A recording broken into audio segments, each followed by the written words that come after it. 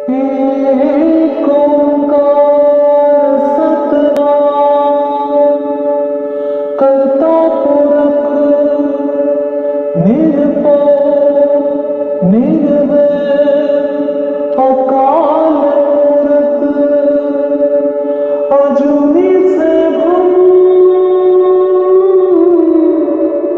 गुर प्रसाद। गुरु नानक वाणी जपजी साहिब। आइए सुनते हैं जपजी साहिब को हिंदी, इंग्लिश और गुरुमुखी में और उसके बारे में ग्रुप डिस्कशन। पाताला पाताल, लख अगासा आगास, उड़क उड़क, पाली थके, वेद कहनी इक वात, सहस 18 कहनी करेबा कतेबा, असुलु एकु थात तात, लेखा होई ते लिखिए, लेखे होई विनाशु, नानक वड्डा आखिए, आपे जाने आपू, साला सालाही सालाही, एती सुरती बस ना मीना जी, पाइया। बस बस यहीं तक ही पढ़ना है। वो ओके। अगली पौड़ी शुरू होगी। ये हमने यहाँ तक कभी 22वीं की है, वो 23rd शुरू होगी है, साला ही साला। तो वो नेक्स्ट टाइम करेंगे। अभी यहीं तक पढ़ना है। तो हिंदी में और इंग्लिश में कौन पढ़ेंगे देख लीजिए। हाँ, तो नीलम या पूर्णिमा जी बुक है आपके पास? हाँ, मैं क्योंकि बहुत दिन बाद, वो कौन सी पौड़ी है, कौन सी नंबर क्या चल रहा है? Number 137 page number. नहीं नहीं, मेरे पास ना वो सॉफ्ट कॉपी है, तो आप पौड़ी हाँ, नंबर बता देंगे? सेम पौड़ी है नंबर पौड़ी एग्जैक्टली। नंबर ये 22 है, 22। जय श्री ओके। कृष्ण। पौड़ी नंबर जय श्री 22। कृष्णा नीलम जी। पाताला पाताल लक से शुरू करना है पूर्णिमा जी। हाँ, मैं जरा निकाल रही हूँ, आप लोग अगर कंटिन्यू करें, क्योंकि मुझे पता नहीं हाँ, था। ये वो कर लेंगी, ये नीलम जी पढ़ लेंगी। नीलम जी, आप हिंदी इंग्लिश दोनों पढ़ लीजिए। 137 से। हाँ जी। अच्छा। इस धरती के नीचे कई धरती और इस आकाश के ऊपर। म्यूट हो गया आपका। सॉरी। कई जन कोशिश करके थक गए। वास्तविक सत्य प्रत्येक धर्म के ग्रंथ में अंकित है कि परमात्मा से ही सब कुछ आरंभ हुआ। हिंदी कहाँ गई? इस अटल सच्चाई को लिखते लिखते हम मर जाएंगे, परंतु यह संपूर्ण नहीं होगा। हे नानक, परमात्मा को सर्वश्रेष्ठ कहना ही उचित है। वह स्वयं ही सर्वज्ञ है। हम परमात्मा की प्रशंसा करते हैं, लेकिन हमारी समझ से परे है कि वह कितना महान है। कहाँ बस तक यहीं पढ़ना तक है? करना है। बस यहीं हाँ, तक। बस यहीं तक। अब इंग्लिश इसकी। सुनो। हाँ जी। There are neither words and more, neither words and hundreds of thousands of heavenly words above. All your efforts are futile and clueless in search of them, say the Vedas. Sahas, sahas athar, athara, kaha kateba, ashilo ikdhat. All the scriptures, the Puranas, the books of Jews, Muslim, Muslims and Christians conclude that in reality there is just one matter in this universe. His endless, limitless cannot be contained in the writings. We mortals will die before we complete this task. Nanak says, God is the greatest force. He alone knows about himself. Though we हाँ जी, extol God, हो गया, हो एक गया। Line है. Though we extol God, yet we fail to understand His greatness. जय श्री कृष्ण। हाँ जी, बिल्कुल बिल्कुल। हाँ जी, आप करिए हाँ जी, सिंह हाँ साहब। हाँ जी। तो इसमें ये जपजी साहब की 22nd पौड़ी पढ़ रहे हैं हम। तो नानक क्या बोल रहे हैं? पाताला पाताल लख, आगासा आगास। पाताला पाताल यानी कि धरतियां के ऊपर, धरती के ऊपर धरती है, उसके नीचे धरतियां लाखों हैं। लाखों आकाश है, लाखों है। यहाँ लाखों की एक तरह से लिमिट दी है, जो कि वेदों ने कहा है असल में। तो ओढ़क ओढ़क भाल थके वेद कहे निक बात। वेद भी यही कहते हैं कि ओढ़क ओढ़क मतलब ना अंत, अंत अंत सा अंत और उसका आरंभ। उसको भाल मतलब उसको सर्च ढूंढते ढूंढते थक गए, लेकिन नहीं पता चला कि कितना है? सहस 18। अभी क्या नानक पहले वेदों की बात कर रहे हैं, अभी वो कुरान की बात करेंगे, इस्लामिक की है। सहस 18 कहन कतेबा, असलु एक धात है। सहस, सहस मतलब होता है हजार, हजार होता है सहस मतलब 1000। 18, 18,000। तो ऐसा लिखा है कतेबों में यानी कि कुरान में कि 18,000 जो है धरतियां हैं। तो उन्होंने लिमिट दे दी इसको, 18,000 धरतियां बोला है? और उसके बाद बोला है असलु एक धात। लेकिन उन्होंने ये माना है कि उसका सोर्स वो एक ही है, उसका सोर्स एक ही है, जबकि लिमिट दी है लेकिन सोर्स वो एक ही है। तो ये अ, कतेबों के बारे में बात होगी। उसके बाद नानक बोलते हैं लेखा होए तो लिखिए, लेखे होए विनाश। अगर किसी चीज को मेजर किया जा सकता हो है, तो ही लिख सकते हैं उसको। नहीं तो हम जो भी लिखेंगे वो विनाश हो जाएगा, यानी कि गलत ही होगा वो है? हमको पता चलेगा कि हम नहीं पहुंच पाए वहां तक है। अभी वैसे भी हम भी अपने हिसाब से अगर देखें आकाश में, तो कितने ही तारे हैं, कितने ही मंडल हैं, कितने ही मिल्की वेज हैं, कितने ही। और ये आकाश एंड कहाँ होता है? मतलब आप इमेजिन भी करेंगे तो नहीं कर सकते इसको, एंड कहाँ होएगा? मतलब खाली जगह भी अगर ली जाए तो कहाँ तक जाएगी? और अगर ये सोचें कि आकाश के आगे और क्या है, वो भी नहीं सोच सकते। आकाश के आगे आकाश, तो ये आकाश, हाँ आकाश बोल दिया नानक ने। तो इसका कोई अंत नहीं है? लेखा होए तो लिखिए, लेखे होए विनाश।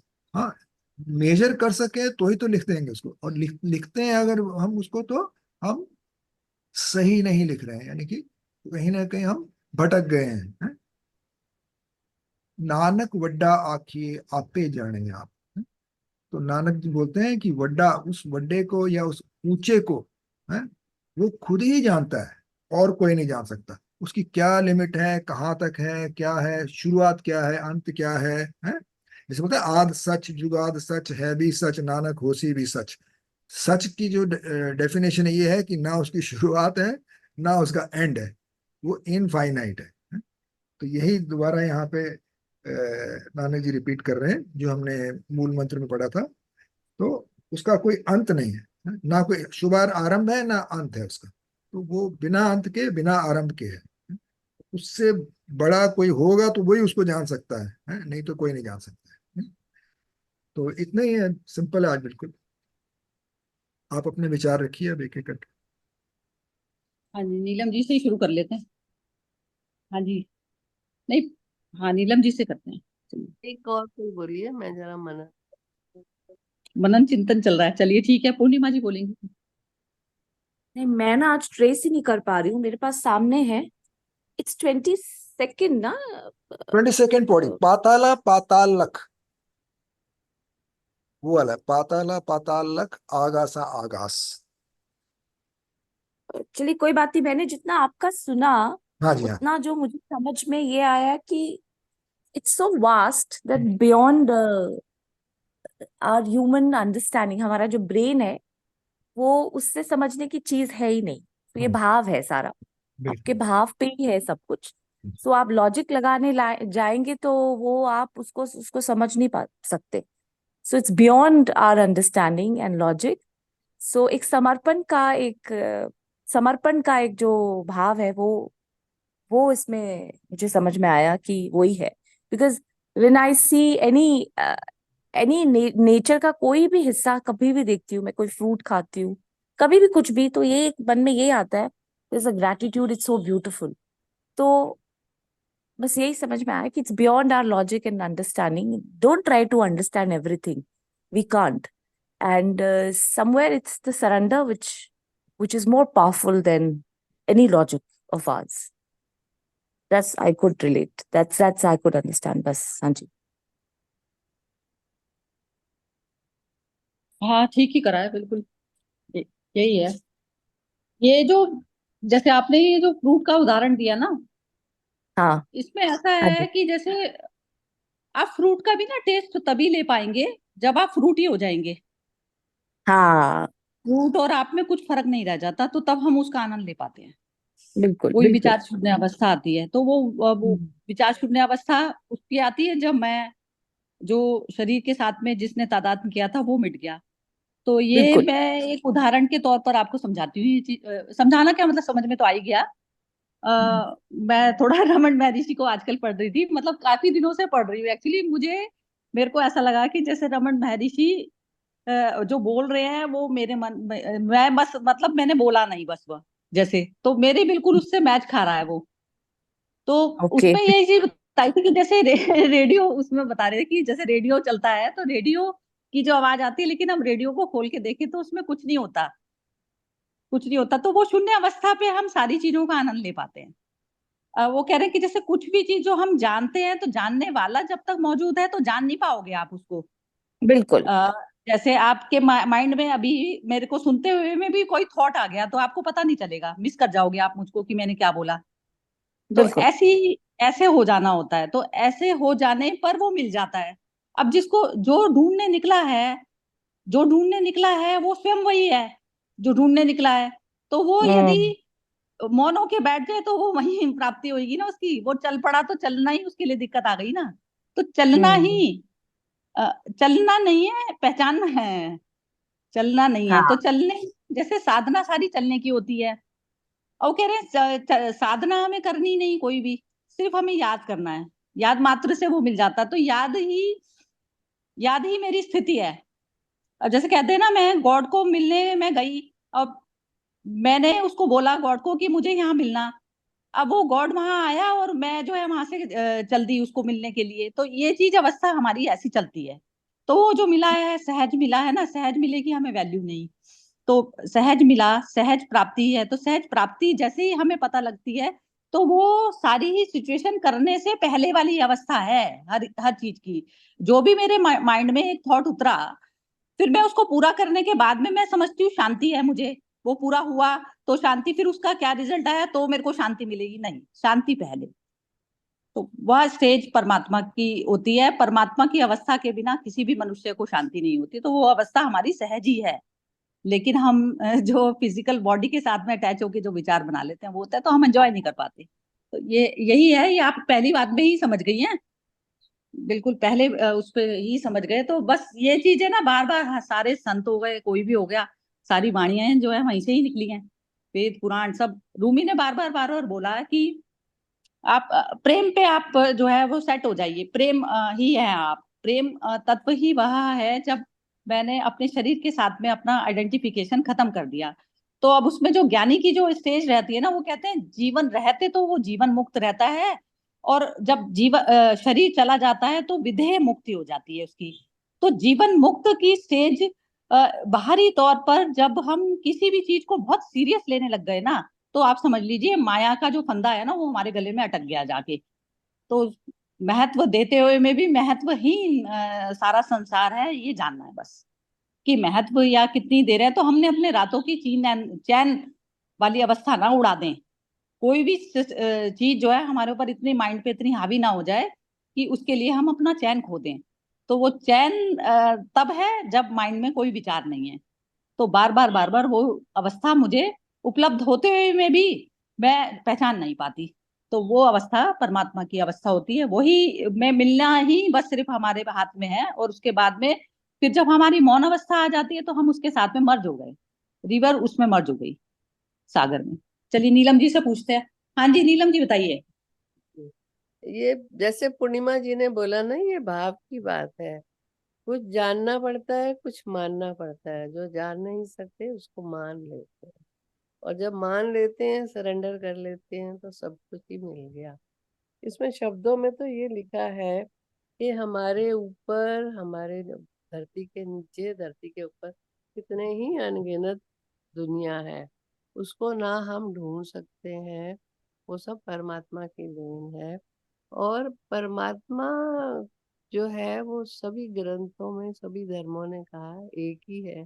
और वो इतना विशाल है कि ना हम उसको ढूंढ सकते हैं, ना हम उसको लिख सकते हैं, और ना हम उसको बोल सकते हैं। वो हमारी मृत्यु हो जाएगी, पर बोलते बोलते उसके गुण नहीं खत्म होंगे। तो अल्टीमेटली यही है कि आप मान जाओ कि वो ही है, वो ही है और वो ही है।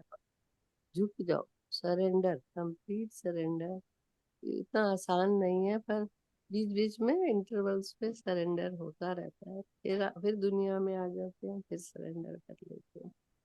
ये सरेंडर की ये सारी लाइनों का मीनिंग ही है, कंप्लीट सरेंडर कर देना। भगवान विशाल है, हमारी समझ के परे है, हमारी डिस्क्रिप्शन के परे है। तो हमारे बस का है ही नहीं उसको डिस्क्राइब करना।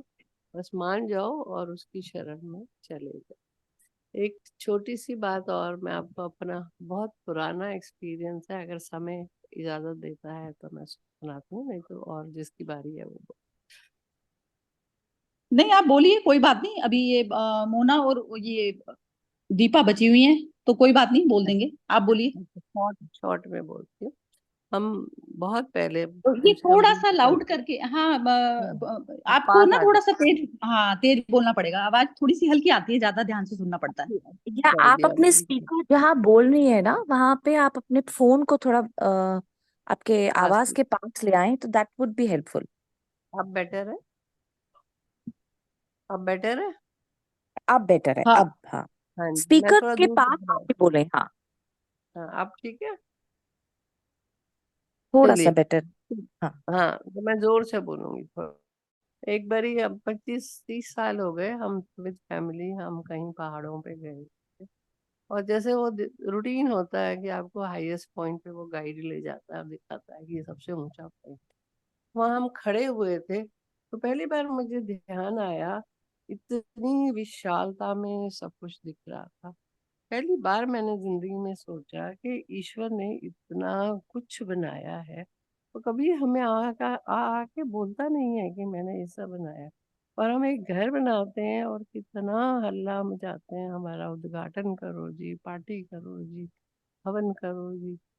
वो पहली बार मेरे मन में आध्यात्मिक की उजागर उसी टाइम हुआ था, वो विशालता थी। बस एक एक्सपीरियंस मन में था, मैंने कह दिया। जय श्री कृष्ण। हाँ बहुत सुंदर। चलिए मोना से पूछते हैं। हाँ जी मोना बोलो। हाँ जी, ये मतलब भगवान की महिमा का वो बताया है इसमें। मतलब भी उसका, जैसे इसमें बताया कि धरती के नीचे कितनी धरती, आकाश के ऊपर इतने आकाश।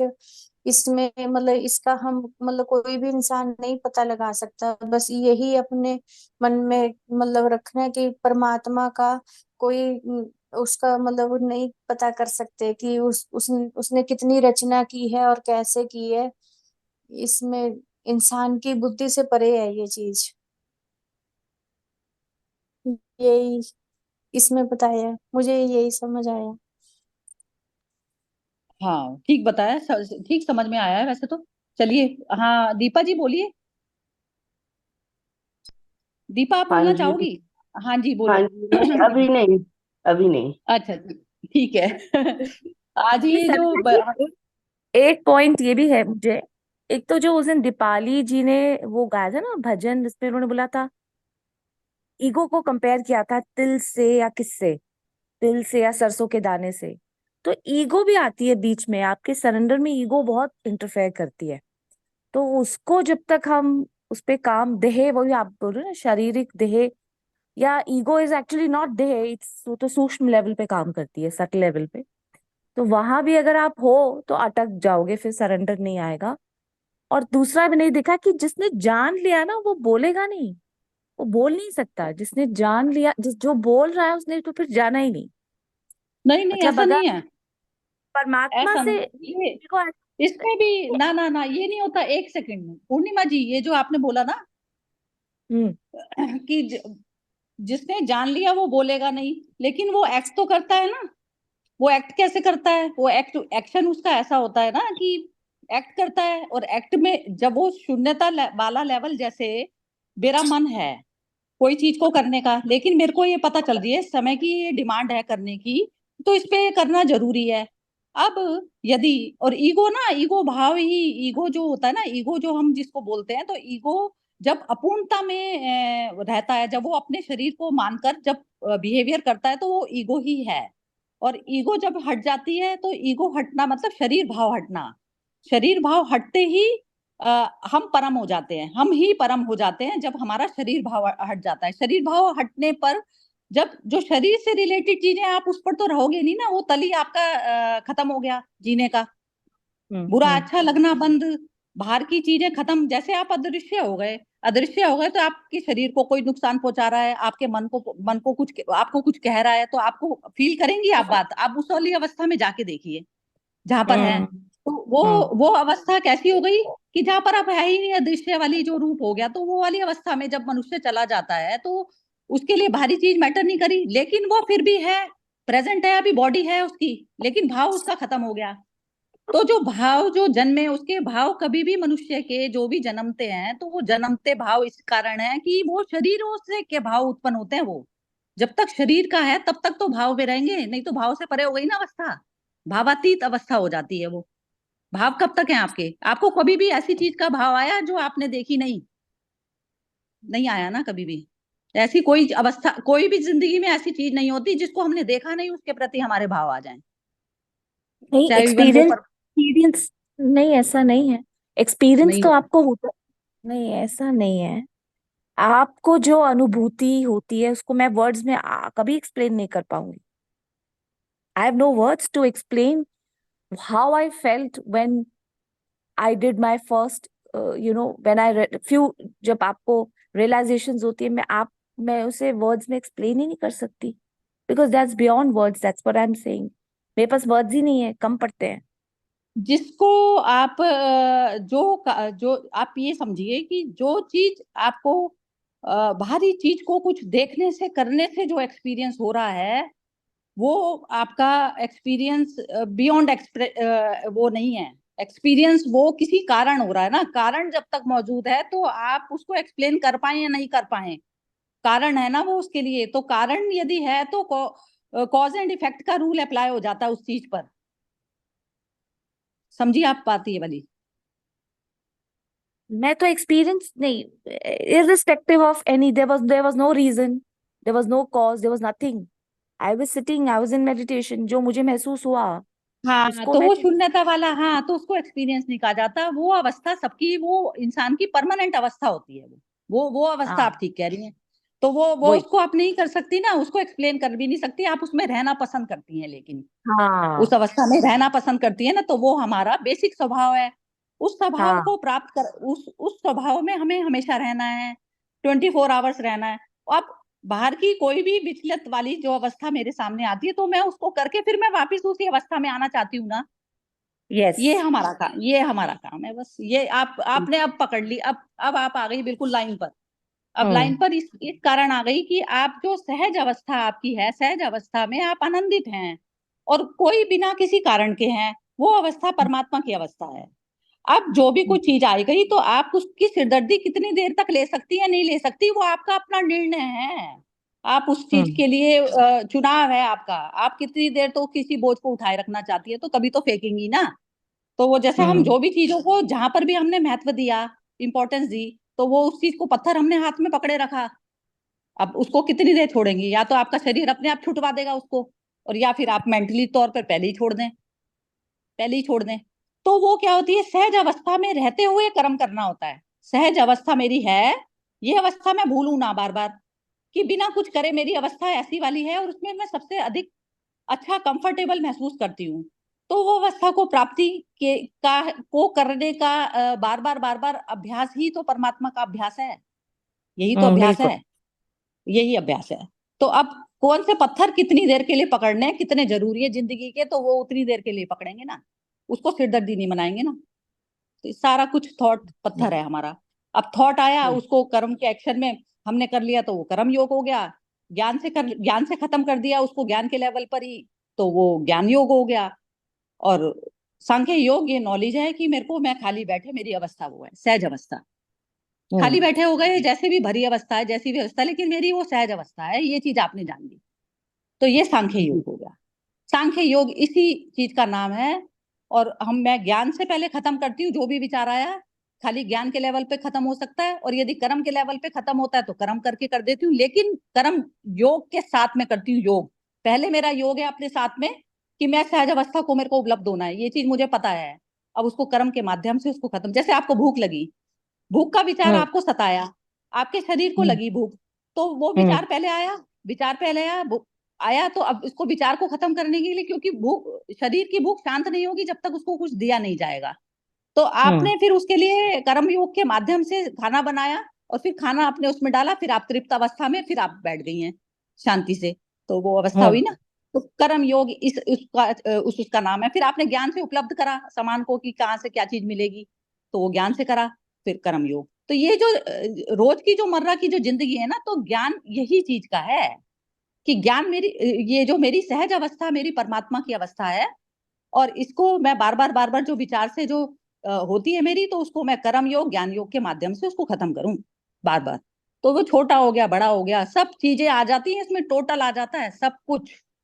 अब हम चले जाते हैं बड़े बड़े ग्रंथों पे, उस पे, फलाने पे, ढिमकाने पे, तो उनसे सॉल्व थोड़ी ना होनी है जिंदगी की, रोजमर्रा की जिंदगी में। जब तक हमें ज्ञान योग कर्म योग के मीनिंग नहीं समझ में आते, तो फिर हम कैसे इनको कर लेंगे। ये भी बोझ बन जाते हैं, ज्ञान भी, ये जो हम पढ़ते हैं स्पिरिचुअल ज्ञान भी, ये बोझ बन जाता है माइंड का। कर्म योग हम समझते हैं पता नहीं कौन सी चिड़िया का नाम है। ये चिड़िया वही है कि जो विचार बना उसको खत्म करेंगे, आप कर्म के माध्यम से करें, ज्ञान के माध्यम से करें, कैसे ही खत्म करें, आप अपनी सहज अवस्था को वापिस आए, ये मतलब है। आज बहुत ही बिल्कुल। बढ़िया आपका जो है आपने पूछा, और ये इस कारण जो है एक्सप्लेन हुआ। तो ये अवस्था हर मनुष्य को प्राप्त करनी है ना, ये तो मतलब आपका बहुत बड़ा योगदान है इसमें। ये नहीं तो ना, क्या होता है, वर्ड जैसे कृष्ण के मुंह से बुलवाने के लिए अर्जुन का बहुत बड़ा योग था। वो यदि नहीं क्वेश्चन पूछता तो गीता नहीं निकलती। ये इंटेलिजेंस जो लेवल होता है ना, ये बहुत जरूरी होता है, बहुत ज्यादा जरूरी होता है। तो ये मजा आ गया आज। हाँ जी, तो अब किससे पूछें अब? हाँ, तो पूर्णिमा जी, और ये सिंह साहब बोलते हैं अभी, सिंह साहब के बाद में। हाँ, सिंह साहब से पूछते हैं। हाँ जी, सिंह साहब आप बोलिए। हाँ जी, हाँ। तो सभी ने बहुत बढ़िया बताया, और बिल्कुल सही है कि it is beyond our understanding, beyond our logic, सबसे पार है ये, है? परा है। तो आ, मैं तो यहां तक भी बोलूंगा इसके आगे जाके कि बियॉन्ड अवर इमेजिनेशन ऑल्सो। मतलब लॉजिक को छोड़ दो, अंडरस्टैंडिंग को छोड़ दो, इमेजिन भी नहीं कर पाएंगे हम कि कितना बड़ा है ये। मतलब इनफाइनाइट ऐसी चीज है कि हम वी कांट इवन इमेजिन। मतलब इतना ज्यादा मतलब हम सोचते हैं अंडरस्टैंडिंग, अंडरस्टैंडिंग तो छोड़ दो, लॉजिक को छोड़ दो, इमेजिनेशन भी नहीं कर सकते हम, इतना है मतलब आगे इसका अंत और वो आरंभ जो नहीं है इसको जानने के लिए। अच्छा, दूसरी बात, अवस्था जो है या मनोस्थिति दूसरे की हम कभी नहीं जान पाते हैं। वो अंदर क्या है, बाहर क्या है, वो बाहर का हम देख लेंगे बिहेवियर उसका कैसा है सब, लेकिन उसके अंदर क्या चल रहा है वो हम कभी नहीं जान पाते। वो सिर्फ हम अपनी जान पाते हैं, और वो तब जान पाते हैं अब हम अवेयरनेस में जी रहे हैं। हैं? हम भी अगर बेहोश हैं तो हम अपनी अपनी मनोस्थिति भी नहीं जान पाएंगे। और अगर जान पाते हैं और हम समझते, हमको पता भी नहीं लगता कि हम जानते हैं। जैसे ईश्वर है ना जो देता है, जैसे आई थिंक मोना जी ने बोला था बहुत बढ़िया, मोना जी ने या नहीं नहीं नहीं, आई थिंक नीलम जी ने, मुझे ध्यान नहीं आ रहा, ये बात बोली थी कि वो जताता नहीं है, इतना कुछ देता है, ऐसे लगता है जैसे मैं खुद कर रहा हूँ, है? जबकि हुक्म नियम तो उसी का चल रहा है? लेकिन हमको ऐसा लगता है कि मैं कर रहा हूँ। मतलब इस तरह का जो है अवस्था जो होना, वो ही ईश्वरीय अवस्था है। कि हम क्या करते हैं, छोटा सा काम कर देंगे किसी का, एक तो एक्सपेक्ट करेंगे कि अभी ये भी मेरा कुछ रिटर्न में दे मेरे को, या मैं इसको बोलूं कि मैंने तेरे लिए इतना कर दिया है। तो हम उस अवस्था में जब चले जाएंगे तो फिर बयान नहीं की जा सकती। जैसे गूंगे की मिठाई होती है ना, गूंगे की मिठाई, मतलब मिठाई खा सकता है लेकिन बेचारा बोल नहीं सकेगा कि कैसी है वो, है। तो वही वही हालत हो जाती है हम जब ये ये जब ज्ञानी पुरुष पे फर्क नहीं है, इस अवस्था में जाते हैं। फर्क नहीं पड़ जाता। तो ये अवस्था जो है, कौन पहुंचा है कौन नहीं पहुंचा है हमको नहीं पता। हमको अपना पता है सिर्फ कि हम क्या कर रहे हैं, अपने अंदर झांक रहे हैं, अपने अंदर का हमको पता चल रहा है नहीं चल रहा है, हम अपने आप को रंगे हाथों पकड़ रहे हैं जब ऐसा उल्टा सीधा विचार आता है। वो ही बस मेन चीज है। बाकी दूसरे का तो हम क्या जाने, जो अपना भी नहीं जान सकते पूरा। सही में अपने आप को ही नहीं जानते हम, सही में देखा जाए तो दूसरे को क्या जाने, है? तो बस इतने ही बोल बोल सकता हूँ मैं आगे। दूसरा जब तक एग्जिस्ट कर रहा है ना, तो तब तक ज्ञान वाली अवस्था बहुत दूर है। हाँ जी, पूर्णिमा जी बोलना चाह रही है शायद, बोलिए पूर्णिमा जी। नहीं नहीं नहीं। हाँ तो अ, और नीलम जी बोलेंगे आप? ये सर ने बोला है गूंगे की मिठाई, बहुत ही सुंदर शब्द बोला है। फील करोगे तो बोल नहीं पाओगे, अगर बोल रहे हो तो इसका मतलब बहुत बोल रहे हो, तो फील नहीं कर रहे हो इसका, ये लगता है मुझे। तो आप बिल्कुल ही ध्यान में लग जाते हो तो कुछ पता ही नहीं चलता कि कहाँ हो। बहुत असली नहीं, अवस्था पता में नहीं लगना भी ना ना, ये नहीं होती चीज। जैसे गूंगे की मिठाई तो है, वो बात तो ठीक है कि उसके लिए वर्ड नहीं चाहिए। लेकिन जैसे भगवान कृष्ण यदि अर्जुन की बीमारी को नहीं देख पाते, तो जो बोला उन्होंने, तो उसको वो निकला तो उन्हीं के वर्ड से ही तो निकला। बाहर जो निकला वो सिचुएशन से जो बाहर निकला, जिसमें फंस गया था, नर्वस ब्रेकडाउन उसको हो गया था, तो निकला तो शब्दों से ही ना। शब्दों की बहुत मार भी होती है, जिससे हमारा मनोबल गिर के और हम बिल्कुल मरने को तैयार हो जाते हैं। और शब्दों की एक ऐसे वो है जिससे अर्जुन के शरीर में प्राण आ गए। तो शब्दों की ही होती है, तो शब्दों की इंपॉर्टेंस पूरी है। तो इसको गूंगे की मिठाई तो उसको कहा जाएगा कि उसको एक्सप्लेनेबल नहीं है ये चीज। लेकिन फिर भी मैं एक्सप्लेन तो कर रही हूँ ना, तो भी हम पढ़ रहे हैं ना, तो ऐसा नहीं होता। एक्सप्लेन कर रहे हैं तो उसमें क्या होता है, जिस जिस ने शरीर भाव रखकर जिसका मन निर्मित हो गया, और वो कह रहा है ये मन की हो जाए ये वाली चीज, मैं जो कर लूं, तो जब तक वो शरीर भाव रहेगा तो वो एक्शन करने में वो उस स्टेज पे उसके हाथ कांपते हैं। वो कहता है कि मैं ये वाला एक्शन अच्छा है, ये वाला एक्शन बुरा है। तो वो बुरे अच्छे में परख करता रहता है जब तक वो देह के साथ में चिपका हुआ है और वो उसने मन बना लिया। तो मन की निर्मिति ही हमारी देह देह अभिमान के कारण होती है। अब तो ज्ञानी उसको क्या कहता है, अब जो ज्ञानी होता है वो किसी की बीमारी को कैसे नोट कर पाता है? वो कहता है ये मन इसका अटका है यहाँ पर। अब उसके मन का कारण क्या है अटकने का? वो कह रहे हैं कि ये इसके अंदर मोह की बीमारी है। तो वो यदि कहता कि मैं तो जो है युद्ध नहीं करता, मुझे जरूरत नहीं लग रही क्योंकि मेरे को अपना मोह नहीं है, लेकिन वो कह रहा है कि सामने मेरे जो है ये अपने भाई बंधु खड़े हैं और इनको मैं नहीं मारूं, इनसे बेटर है मैं खुद मर जाऊं। तो वो ये बीमारी एकदम ज्ञानी को क्यों पता चल जाती है कि ये बीमारी उसकी मन की क्या है, मन किस कारण अटका, कि मोह के कारण। तो ऐसा मोह सबके साथ नहीं होता, किसी को नहीं होता मोह, मोह वगैरह का नहीं होती परेशानी। लेकिन शरीर का अभिमान है उसको, शरीर का देह अभिमान इस प्रकार से है ना कि देह अभिमान से सारी जन्म होता है सारी बीमारियों का। तो किसी को कंजूसीपन की भी बीमारी हो सकती है, किसी को राग की बीमारी हो सकती है कि अपना ही राग गाना है कि मैंने तो ये कर लिया, मैंने तो ये किले फतेह कर लिए, ये सारी चीजों का राग होता है ना। तो राग होता है किसी भी तरीके का, किसी को द्वेष का होता है। तो ये बीमारी हमें अपनी नोट करनी पड़ती है कि हमारी सुई कहाँ पर जाके अटकती है, तो वो हमारी कमजोरी है। तो ये चीज क्या होता है, ये हमें ये जो हम ज्ञानी ये सब जो पढ़ते हैं, तो हमें इससे पता चलता है कि हम अपनी कमियों को नोट करें पहले। अब नोट करेंगे तो जो कमी हमारे अंदर है उससे पार, क्योंकि कोई भी सिचुएशन आएगी वहां पर मैं, जैसे मैं कंजूस हूं तो मैं कहीं पर मेरे को फिजिकल बीमारी है तो मैं वहां पैसा खर्च करके मैं नहीं करना चाहती, क्योंकि मेरे को पैसा बचाने का ज्यादा शौक है। तो वो मेरी बीमारी में मेरे आड़े बन रहा है। आड़े आ रही है, तो चीज उस चीज से मेरे को पार जाना पड़ेगा। तो ये चीज जब मनुष्य अपने स्वयं की, कहता है ना, स्वयं का आत्म मंथन करना पड़ता है, तो आत्म मंथन तो करेंगे, लेकिन ऐसा नहीं होता कि ज्ञानी नहीं बता पाता। यदि ज्ञानी नहीं बता पाते तो जिंदगी में सबकी मनमानी अपनी चलती रहती, तो मन से पार की अवस्था, जो शांति वाली जो अवस्था है, वो किसी की भी नहीं प्राप्त होती। तो ये है चीज। ऐसा नहीं है कि ज्ञानी जो है नहीं बता पाता, उसके पास जो शब्द होते हैं ना, तो वो तो शब्द, उसके पास इतनी जबरदस्त डिक्शनरी होती है शब्दों की कि उसके शब्द खत्म नहीं होते, और अज्ञानी पूछते पूछते थक जाता है। ये होती है थकान, जो आत्म हाँ, चलता है। प्रतिष्ठित। जैसे आप जो ये बोल रहे हो, कृष्ण जी चाहते तो ठीक है, बैठ सकते थे आराम से, उनको क्या पड़ी थी, हाँ हाँ हाँ हाँ हाँ, उनको बिल्कुल क्या पड़ी थी। बिल्कुल। तो वो हाँ, so sense of awareness and responsibility भी हमारी बन जाती है फिर, once we reach to that stage somewhere, मतलब कर्ता भाव ना रख के, अगेन कि मैं रेस्पॉन्सिबिलिटी, रिस्पॉन्सिबल। रेस्पॉन्सिबिलिटी आप उस कार्य की उठा सकते हैं जब आपको सामने शरणागत वाली अवस्था में कोई हाँ, मनुष्य मिला है। वो ना के मेरे को हाँ, वो वो बनाया टीचर, अपनी मेरे को अपनी आर्गुमेंट में फंसा हुआ कह रहा है मैं ही नहीं ठीक नहीं हूँ, मैं नहीं, ही ठीक हूँ, तो कृष्ण का हाँ। अपना कोई वो नहीं था और मोटिव। ऐसे मूढ़मती के आगे यदि हम्म कोई मनुष्य हम्म, बोल रहा है ना, तो कृष्ण इतने बेवकूफ नहीं थे कि वो, यदि शरणागत वाली स्टेज पे नहीं आता तो तब कृष्ण का बोलना शुरू हुआ है। पहले तो अर्जुन ने हाँ अपनी बकबक करी है, फिर उसके हाँ बाद में उन्होंने शुरू करा जब वो शरणागत की स्टेज में आया। तो हाँ शरणागत की स्टेज के बिना यदि बोल रहे हैं, तो लास्ट में जो भगवान ने कहा ना गीता में कि जो मुझे सुनना नहीं चाहता उसके आगे मत बोलिए, तो बात कृष्ण बिल्कुल। की नहीं है, कृष्ण की नहीं हम्म है। जैसे बच्चा भी हमारे सामने नहीं सुन रहा, मैं बकबक करे चले जा रही हूँ, तो मैं कब तक करूंगी बकबक, मेरा अपना बच्चा भी नहीं सुन रहा, तो मैं देखूंगी कि एक दो बार चोट खा लेगा तो अपने आप आएगा। वो चोट खा हाँ के यहाँ नहीं है उसको कल।